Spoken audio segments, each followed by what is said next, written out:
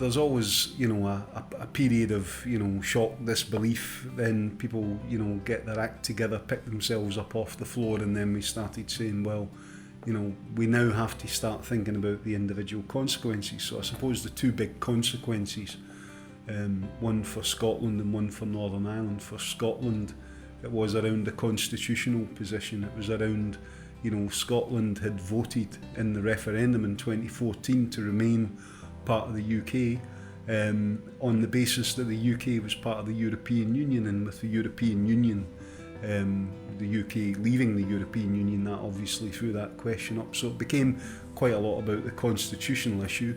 In the Northern Ireland context, it was very much about what would that mean for relations between the Northern Ireland and the Republic of Ireland, because obviously the whole history of Northern Ireland in the last 40-50 years has been, quite difficult and challenging. We had the Good Friday Agreement that had brought the communities together, that had brought closer working relationships, closer economic ties with the South. But obviously with Brexit, and nobody knows to this day whether we could end up having a hard border, because Northern Ireland effectively becomes the frontier with Europe, with the UK out of Europe. And those two issues were the biggest preoccupation for most citizens in both Scotland and Northern Ireland. So the first thing is that a lot of people know, EU law has quite a big impact on the UK workplace, the Scottish workplace, the Northern Irish workplace, and there's a lot of legal statutes that are basically enabled by us being members of the EU. The second thing, and I think it's probably the most important thing, was the impact on EU nationals who were working in our nation. And there was quite a lot of hostility, etc. So it was to make them feel safe, assured, to help them with work permits and stuff like that, because both Scotland and Northern Ireland need migration to build a sustainable economy. And I suppose the third thing was, what would be the implications for some of our major industries? For example, in Scotland, we've got a big financial services industry, so removing access to the single market would effectively mean that we wouldn't have the passporting rights, and that would have a big impact on jobs in banking and finance. The same in Northern Ireland, where there's a lot of financial technology firms, a lot of call centres that have got European business, so how would that impact them?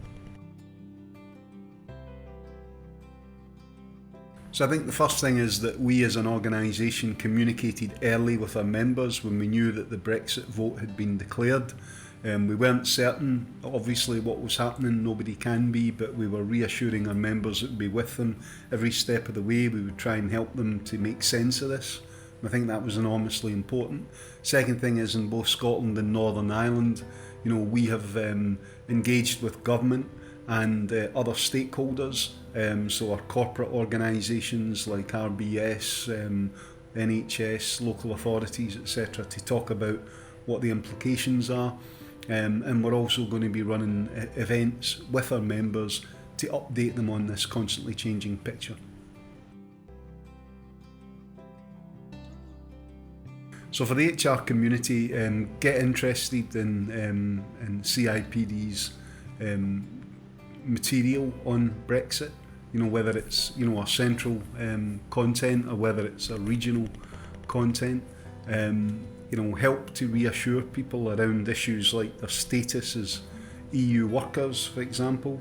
Make sure that you're ensuring that workplaces are respecting people from different parts of for the EU and from the world indeed, and get involved in understanding more about the real implications for the British economy, the Scottish, the Northern Irish economy, about migration, for example, because the evidence is there. The evidence about the positive impact, etc., the demographic challenges, the ageing workforce that mean that we have to do things differently, and advise firms and individuals as much as possible about the importance of training, learning and development in this new world. For government, more or less the same messages, but a big focus on ensuring that they're making it more possible for people to uptake new skills, because we're going to be living in an export-focused, constantly shifting world. And for politicians to try and create stability, to try and create, some sense of certainty in an uncertain environment, so that we can actually plan and go forward.